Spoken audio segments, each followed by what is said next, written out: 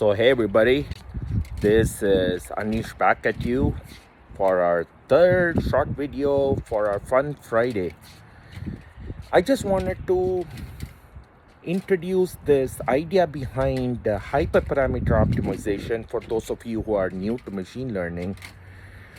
So hyperparameter optimization is this idea where most of SageMaker and some of the modern tools have an automatic way of optimizing the set of hyperparameters that will lead to the best possible model. Now, there is no best possible model, but it is something that in the validation set would give you the lowest loss values.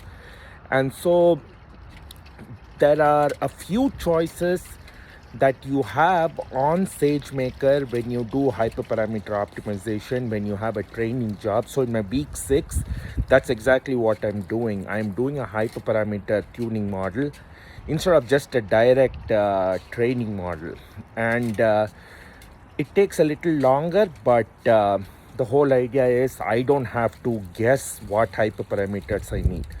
So what are some of the hyperparameters? So things like learning rate, the batch size, the dropout, these are some of the most common hyperparameters in almost every model. And then depending on the type of the model, for example, in my week 6, I'm using animate diff with fine tuning with LoRa.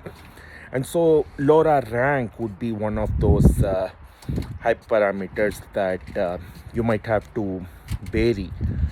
And so what we do is you can't have hyperparameters go from 0 to infinity for every value or 0 to 1. They cannot be continuous values, right?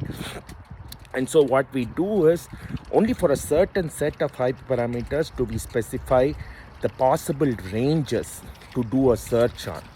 And so the hyperparameters usually in almost every model that I make a guesstimate on what range do I want to be using is typically for the learning rate, I go from 10 to the minus 4 to around 10 to the minus 2 or minus 1 with a step of 0.0001.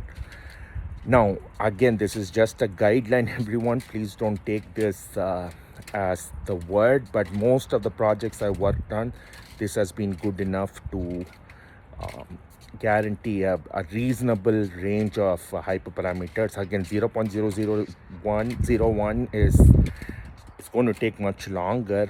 And when I say much longer, it is more costly as well on SageMaker. But it is something that I try. If not, I just go from 10 to the minus 3 to 10 to the minus 1 with 0.001. So it depends on the problem and what hyperparameter optimization I need to do.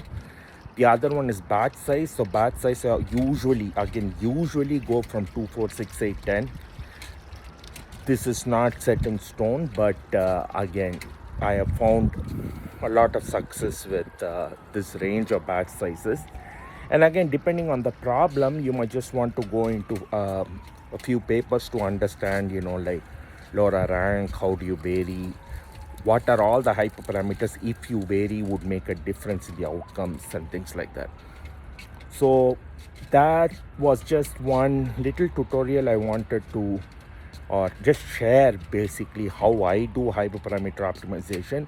Now on SageMaker, the ways in which hyperparameters happens, the most common way and which is sophisticated enough is the Bayesian search. So Bayesian search, what it does is it tries to find the space around the most optimal set of hyperparameters, and it doesn't do a sort of a grid search.